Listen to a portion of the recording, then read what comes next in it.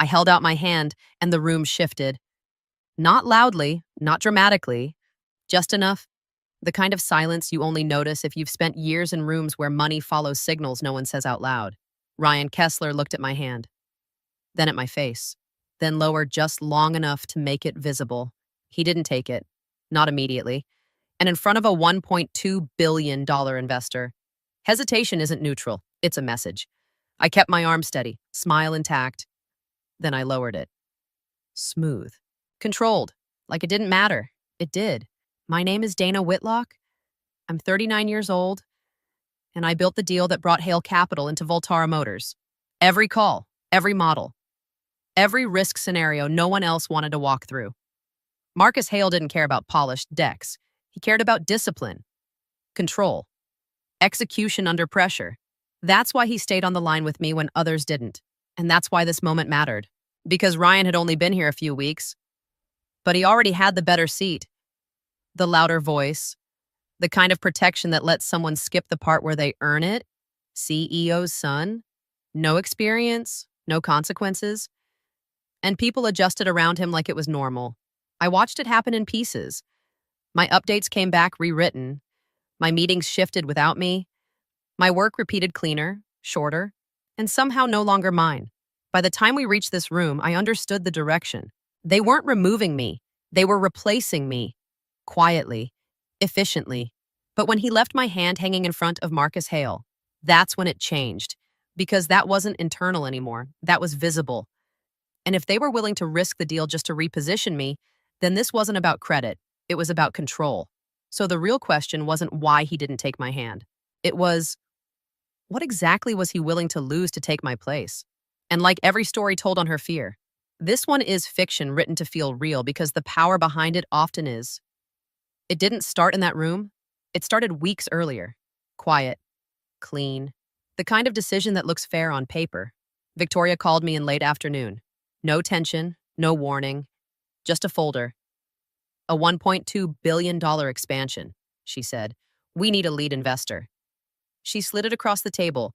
Thin, no team, no timeline buffer, no backup, just expectation. On the surface, it was the kind of assignment people wait years for, the kind that puts your name next to growth. But I'd been around long enough to see it clearly. Scope without support isn't opportunity. It's pressure. I still took it, because this was my space. Complex deals, tight timelines, systems that had to hold when everything else didn't. I didn't ask for resources. I built them. Nina Alvarez came in first. Sharp, quiet, precise. She didn't miss details, ever. We started from scratch, CAPEX layers, supplier dependencies, ramp curves built around failure, not optimism. Then came the calls, fast rejections, short conversations, until one didn't end. Marcus Hale, walk me through failure, he said. So I did. Real timelines, real risks, real breakdown points, no polish. He stayed. After that, and he kept coming back. That's when things inside Volterra shifted. Ethan stopped helping, but he started commenting that, let's not overcomplicate this. He said once, like execution was optional. Meetings I scheduled happened without me. Decks I built came back, adjusted, cleaner, detached, and no longer carrying my name. Ryan appeared. At first, just copied on threads, then rewriting summaries, then presenting my points as if they were his. No one corrected it. No one needed to, because this wasn't accidental. It was allowed. And the closer the deal moved toward closing, the more the company leaned in. Not to support the work, to reshape ownership. So I stopped asking if this was normal and started asking the real question, was I being set up to succeed or positioned to step aside right before it mattered most? The deal kept moving. Forward, structured, on track, exactly how it should look from the outside. Marcus Hale didn't need convincing anymore. He needed proof, not slides, not confidence. Control under pressure, so I gave him that. Supplier dependencies mapped to failure points, battery risk tied to timing, not headlines, ramp curves built on what breaks, not what sells. I didn't promise outcomes. I showed how we'd survive when things went wrong. Good, he said once. That was enough. We moved into final diligence. That's when things inside Voltara started to shift. Quietly, An update deck I built went to the board. The title changed. Leadership update. Oh, not wrong. Just not mine anymore. Then the emails followed. Threads that used to say Dana leading became aligned with leadership. Ownership blurred. Responsibility softened. Ryan appeared. No introduction. No context. Just added. At first, he watched. Then he started speaking. In one meeting, I walked through a supplier adjustment tied to volatility. Clear, direct. Ryan leaned forward after I finished. So, what we're really doing, he said, is turning flexibility into a strategic advantage. The room nodded. It was my point, just easier to repeat. Ethan didn't look at me. That's cleaner, he said. Cleaner, not more accurate. Just easier to agree with. I didn't interrupt, because I understood what was happening. They weren't taking the work. They were taking the language. And in deals like this, language becomes ownership long before titles do. After the meeting, Nina didn't say anything. She opened her laptop, saved the original file, then the edited version, then the email thread. Quiet, methodical, because by then we both saw it. This wasn't overlap, it was replacement. I wasn't being pushed out. I was being rewritten. So the question wasn't whether the deal would close, it was how long before there was no record left that it had ever been mine. The room hadn't changed. Same screen, same deck. Same numbers I had built from nothing. But the seat at the head of the table wasn't mine anymore. Ryan was already there when I walked in, leaning back, comfortable, like he'd always belonged. No one questioned it. That was the part that mattered. I took a chair to the side, not assigned, just available. Let's keep this aligned at the leadership level, Victoria said. Eyes on the screen. Not on me. That was the explanation. Clean, final. I was now support on investor detail. Not wrong, just smaller. The meeting moved on. Ryan led, using my structure, my sequencing, even my phrasing in places, but lighter, simpler, safer. He spoke in clean sentences that sounded right if you didn't know what was underneath them. No one stopped him. Because nothing had broken yet. That's how these things work. Not wrong enough to challenge, just wrong enough to shift control. After that, the walls closed in. There was a prep session with legal and finance before final negotiation. I wasn't invited. I asked anyway, just streamlining communication. Came the reply, streamlining, like detail was the problem, not accuracy. That night, a summary went out to Hale Capital. I opened it. The structure was mine. The logic was mine. The author line wasn't Ryan Kessler. I read it twice. Not because I didn't understand, because I needed to measure how far this had gone. Ethan stopped by my desk the next morning. Casual, controlled. Don't make this bigger than it is, he said. We just need to close. I didn't respond, because I understood something he didn't say out loud. This wasn't about closing anymore, it was about ownership. Nina didn't comment. She didn't need to. I watched her save the file. Then the previous version. Then the email chain. Careful. Precise. Because by then it was obvious. Ryan wasn't improvising. He was being positioned. And if I stayed quiet much longer, they wouldn't just use my work. They'd close the deal and erase me from it completely. I asked for a private meeting. No audience, no witnesses, just clarity. Victoria didn't look surprised when I walked in. She never did. Ryan is overstepping, I said. And he's misrepresenting the deal. No emotion, just facts. She listened, hands folded, expression neutral. Then a small nod. You need to collaborate at the next level. Not a denial, not agreement, just repositioning. I didn't challenge it. I went where it mattered. I should lead the final meeting. I said, I built the execution model. If anything shifts in that room, I need to answer it. A pause, measured. Then we need one leadership voice. That was it. Decision made before I walked in. I didn't argue, because this wasn't about knowledge, it was about visibility. So I controlled what I still could. I wrote a risk memo. Clear, specific, verifiable, battery sourcing exposure, supplier timing gaps, ramp assumptions Ryan had been smoothing into something safer than reality. No politics, just facts. I sent it. For the record, the response came back within the hour. Not feedback, labels, overly rigid, too process-driven, difficult to align. I read it once. Then again, my analysis hadn't changed. Its framing had, "My memo wasn't about risk anymore, it was about me." Ethan reinforced it in the next meeting. "We need flexibility," he said, "not resistance." Resistance. That was the word they chose. I didn't respond because I understood the move. Define the person, then discredit the work. Nina sat beside me, silent. She saved both files, my version and the edited one, side by side, proof without commentary. Later that day, the pre-sign meeting was locked, time, room, attendees. I opened the invite. My name was still there, just moved. Lower on the list, smaller. That was enough. I wasn't walking into that room to lead. I was walking in to watch control change hands. So the question wasn't whether the deal would close. It was when it did. Would anything still point back to me? By the time we entered pre-sign prep, the tone had changed. No more strategy. No more polished summaries. Marcus Hale went straight to pressure. "Walk me through supplier failure." Not a challenge, a filter. Ryan answered before I could. "We've diversified enough to absorb disruption.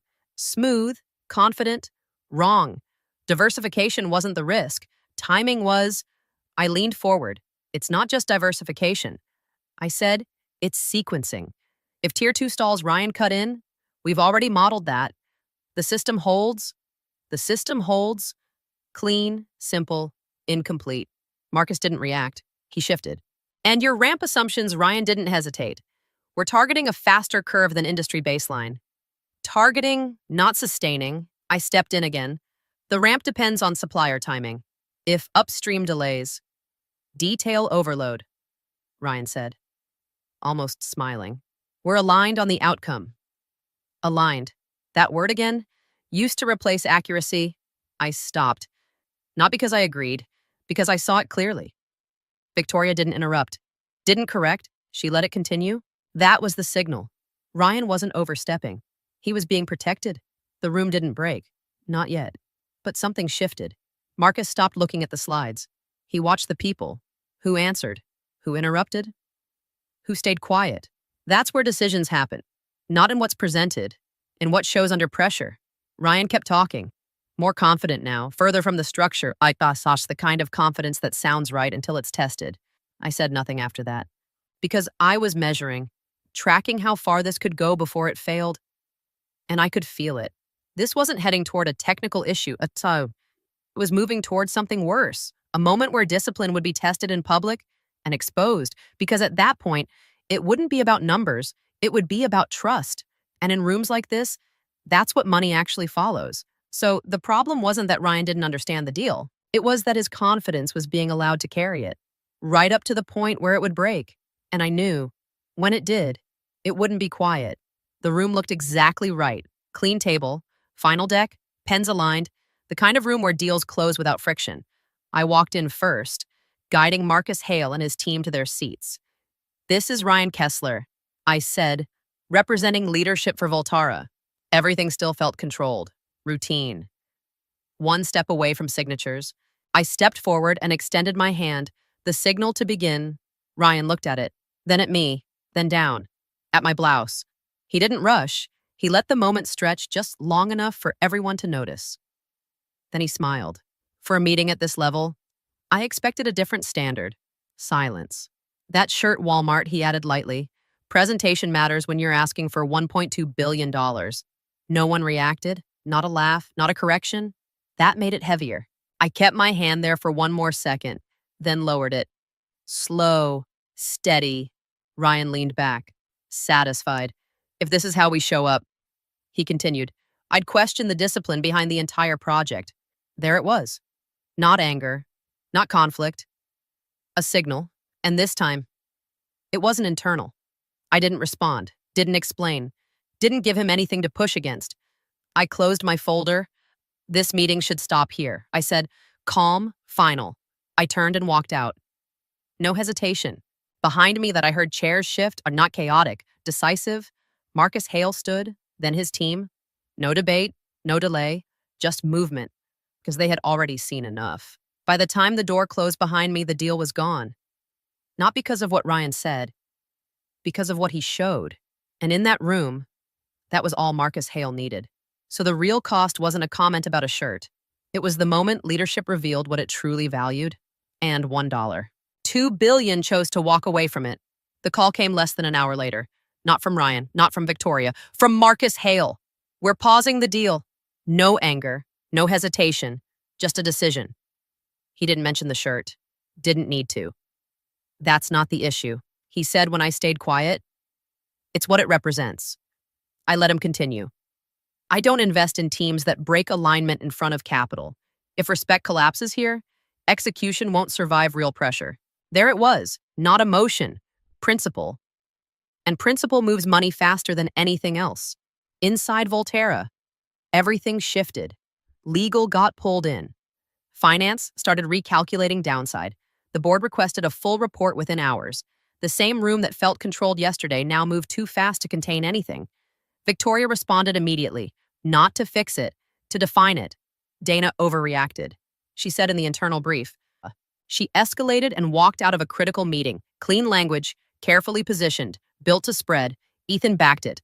We lost control because of that reaction. He said, not the interaction itself. The interaction itself, that was how they reduced it. I read the summary once, then closed it. Because I understood the move. Shift focus from behavior to response. Nina didn't respond. She didn't need to.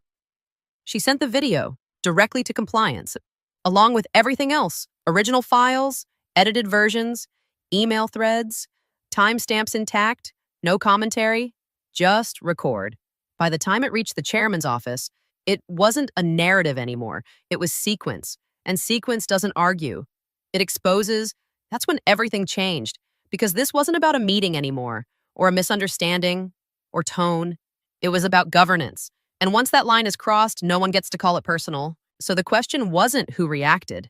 It was who allowed it to happen. The room was quieter than anything I'd heard before. Not tense, controlled. Chairman Leonard Strauss didn't ask questions. He asked for sequence. Start from the beginning. No opinions, just timeline. The video played first. No sounds beyond what was said. My hand extended.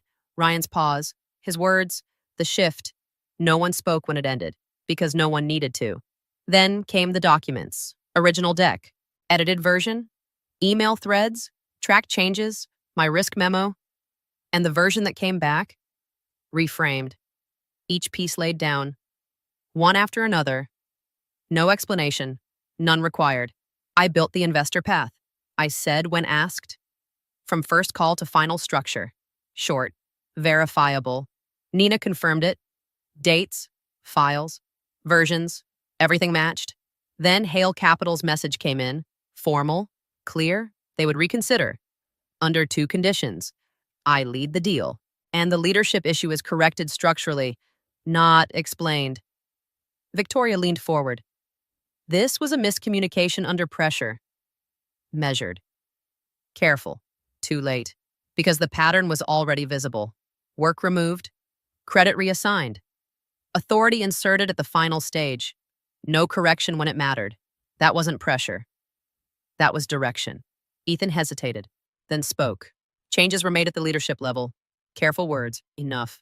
The version they built was still there, but it wasn't holding. Because once sequence replaces narrative, the truth doesn't need defense, it stands. And in that room, it did. So the question wasn't who reacted wrong, it was who moved the company close enough to lose $1.2 billion. That one moment could finish it. The decision came quietly. No raised voices, no speeches, just structure. Victoria was removed from operational authority, pending review. Ryan's role ended the same day. Immediate, no transition. Ethan stayed, but not in control. His access to the project was cut, not punishment, containment. The cost was real. The deal was still paused. The factory timeline slipped, and every day added weight no one could explain away. That's what delayed governance looks like. Expensive. Chairman Strauss didn't wait. We need the deal back, he said. Laid correctly. He looked at me, not a favor, a requirement. I didn't answer right away, because returning wasn't the decision. The structure was, I'll step in, I said. With terms, he nodded. I kept it simple. I lead the project. Officially. No dual messaging, no parallel authority. My team controls execution, and investor communication. No negotiation. Because this wasn't leverage, it was correction. The board agreed. Not because they wanted to, because nothing else worked. Marcus Hale returned under one condition. One line of accountability. He said, "No exceptions. That line was mine. When I walked back into the room, nothing had changed. Same table, same screen, but the weight was different. No one spoke first. They watched. I placed my folder down, opened it, started, and this time no one interrupted. No one reframed. No one corrected, because now they knew where control actually sat. It was never about the handshake. It was about recognition. And when the system finally chose, it didn't need to say it out loud. And when the system finally chose, it didn't need to say it out loud. Because in the end, power doesn't follow noise. It follows clarity. It follows the person who can still stand steady when everything around them is being rewritten. So if you've ever felt your work being taken, your voice being softened, your place being quietly moved, don't rush to fight every moment. Build something they can't replace. Document what they try to erase. And when the moment comes, step forward, not louder, just undeniable. Because the world doesn't always reward the first voice in the room, but it always remembers the one it can't function without.